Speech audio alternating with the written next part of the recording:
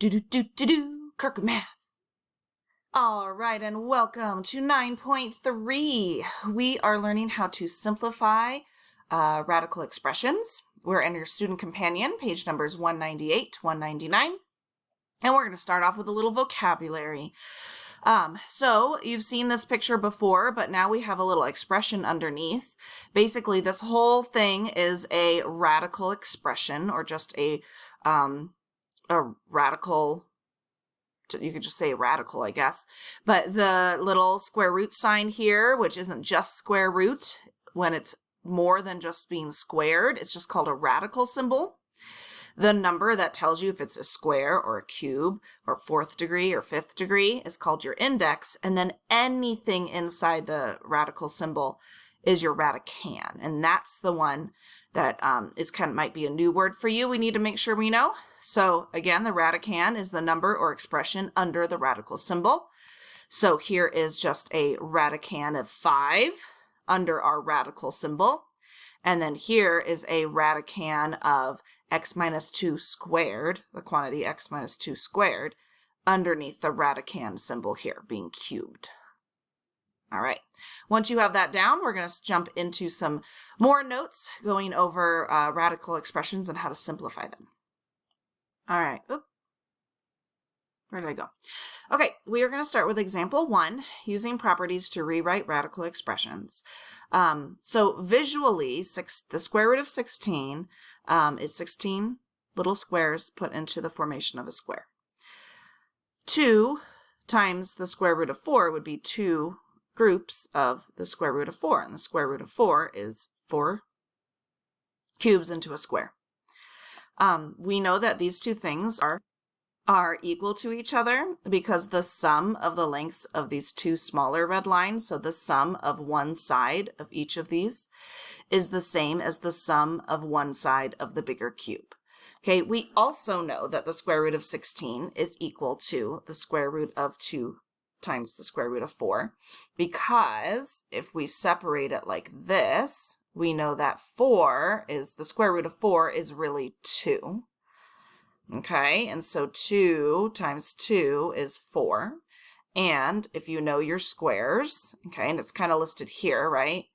4 here, the square root of 4 is 4, whereas this is also 4. That's what it's kind of saying when it's talking about those red lines, is also 4. So visually, I can show that these two things are equal to each other because of those side lengths.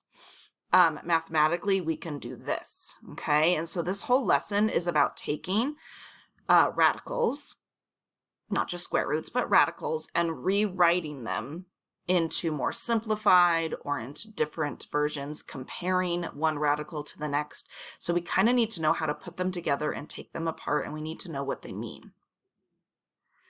Okay, so to continue this, we're going to compare the square root of 20 and 2 times the square root of 5. And we're going to do that by using this product property of square roots. So this I would write down because the product property of square roots states that when you have a square root with a multiplication problem as its radicand, I can split that apart as 2 separate problems with the radical symbol over each one.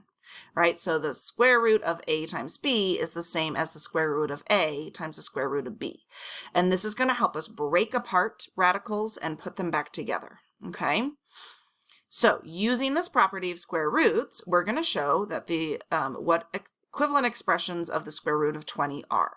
So what they did was they split the square root of 20 into the square root of 4 and the square root of 5. They made sure that there was a perfect square factor in there of 4 because that's going to help us kind of simplify and put it down. If I did 2 prime numbers or if I did 2 numbers that aren't perfect squares, it wouldn't really get me anywhere. Okay, so ideally your first step is to split these apart as products, making sure that 1 is a perfect square factor. That's ideal. Okay. Then knowing that the square root of 4 is the same thing as the square root of 2 times 2, which is just 2, we can simplify the square root of 20 into 2 times the square root of 5. And now we have proved that the square root of 20 is the same as 2 times the square root of 5. All right, so on this first try it, I have typed out some steps to help you. So the first thing we're going to do is break our radicand into factors, ideally having at least one of those factors be a perfect square. So you can write these steps down if you like to have kind of steps to follow along as you do your work. And then we're going to basically simplify any perfect squares that we find. So anytime that we have one number times itself under a radicand symbol, we know that's a perfect square and we can write it as a whole number. And then we will multiply any like terms in the end. So if I'm looking at these two values, the square root of 36 is 6 times 6. 36 is a perfect square. So we should know that the answer is 6. And I'm trying to figure out if 3 times the square root of 6 is greater than, less than, or equal to 6. So 6 is not a perfect square, and it doesn't have any perfect squares in it. The factors of 6 are 2 and 3, and those aren't perfect squares. So what I'm going to do instead is kind of approximate it, or I could use my calculator to figure out what is the square root of 6.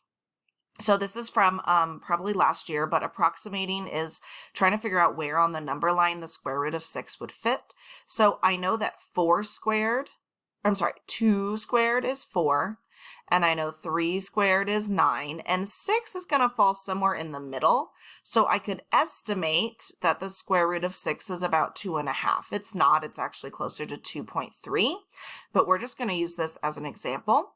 If I multiply 3 times 2.5, I get 7.5, okay? And if you use a calculator and do it, you get about 7.3. Which does tell me that 6 is smaller than, or the square root of 36 is smaller than 3 times the square root of 6. So again, all of this is just in preparation of breaking apart these radicals. Okay? So go ahead and try it on your own. Here for example B, can you compare these? Are they greater than, less than, or equal to each other? All right, on this next part, we're working on now writing those equivalent expressions so that how do I get from the square root of 63 to 3 times the square root of 7? And the way that I'm going to do that is I'm going to basically break apart my number into either prime factors or just factors and looking for perfect squares. Both of these ways are identical. You're going to get the same answer and you're basically doing the same thing, but it's kind of the way you approach it. On the left here, they started looking for just factors and focusing on square factors, okay? Then they broke apart those square factors to get whole numbers, and they got 3 square root 7. On the right here, I basically did a prime factorization of the square root of 63, and I got 3 squared times 7. I know that the square root of 3 squared is 3, and so I get the same answer. All right, so I'm actually going to let you do the easier one here, 2A on your own. We're going to jump to 2B because it's a little bit trickier with the 3. And we're going to go ahead and rewrite this in simplest form where there's no perfect squares. So the way we're going to do this when you have a whole number in front is you're kind of separating it into 3 times the square root of 27, and I'm going to factor the square root of 27 to find any perfect squares. In the end, I'm going to multiply whatever I get, any of those whole numbers, by 3 in order to get my final simplified answer. So I'm going to break apart 27 into the square root of 9 times 3. We know that 9 is a perfect square, square root of 9, and the square root of 3. The square root of 9 is 3. So I end up getting 3 times 3 times the square root of 3. 3 times 3 is 9. And so my answer is 9 times the square root of 3. Okay? And here is our answer to confirm. So go ahead and try this easier one, the square root of 44. Remove the perfect square factors other than 1 in the radicand to simplify it. All right, well now what do I do when my radicand has variables in it? Well, we are going to take that property of radicals that says that I can separate my whole number from my variable because I separate my products in the Radican. And I'm going to kind of do them separately, okay? So over here on the right, the textbook kind of does them all in one, and you can see those steps, but I kind of like to separate them. So I'm going to do 63 separate, and I'm going to find that the square root of 63 is equal to the square root of 9 times 7. We know the square root of 9 is 3, so this is the square root of 3 times the square root of 7. And that's what they got here, right? 3 and the square root of 7. Then on the other side, let's do a brighter color. On the other side, we're going to do the variables. Now the variables, if you remember, when I multiply exponents with my variables with exponents, when I multiply exponents, I'm really adding those powers together, and that's how they're getting 9 with 4 and 1. Anytime that I see two of the exact same number, so like under here, under that radical symbol, I know that's a perfect square. So what they're doing is saying that it's x to the 4th times x to the 4th times x. This is a perfect square, so I'm going to factor that out, and I'm left with the square root of x. Then what they did was they went ahead and took the whole numbers, or the just regular terms, and multiplied those together, and then they took the radical terms and multiplied those inside the radical, and that is how you get this as your final answer. So then on your try-its, we're going to do A together. So I'm going to separate my numbers from my variables, and I'm going to factor them separately. I know that the square root of 25 is the same thing as 5 times 5. And this x cubed is x times x times x.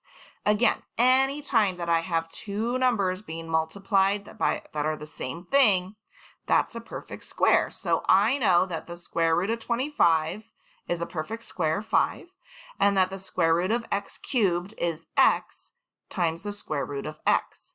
I'm going to multiply those together and get 5x times the square root of x.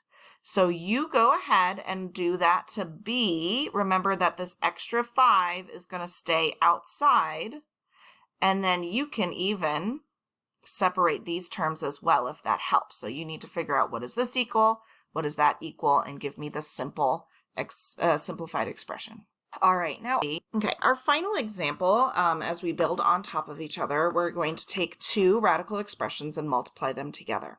So in order to do that, they separated them into the whole numbers being multiplied together, and then they took all of their radical expressions and multiplied them together as one. And they use that product property of squares rule in order to multiply the radicans. What they got 6 down here, okay? And what they ended up doing was, instead of doing 5 times 15 and then factoring it out, they just kept the 5. They know that's prime. And they did a prime factorization on 15, which is 5 times 3. And so that's how they're getting these numbers right here. And the reason they're doing that is because we are searching for perfect squares. We are on the hunt for perfect squares. So once you find a perfect square, then we can get a whole number and simplify it. Over here, they did the square root of x to the 4th power, which is x squared times x squared, and they found that that is a perfect square. And now we're multiplying our like terms to get 30. X squared is a whole term, so it goes there, and then our radical goes here. So we end up getting 30 x squared square root of 3. And so that's what we're going to do here on this example. I pulled out the whole numbers, and now I'm going to multiply my radical expressions inside here. And so that's how I'm going to get, let me just pause and do this. So I factored apart all my things. I put my whole number radicans here, my variables here. I searched for perfect squares.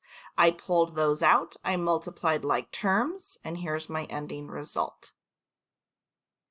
All right, so you guys are going to do this one on your own, and if you need to take a moment and pause to write down some notes, here's our concept summary, reviewing radical expressions and how to simplify them in their simplest form so that there's no perfect square factors other than 1 in the radican. Here's that product property of square roots, so we understand why we can separate products within our Radican. And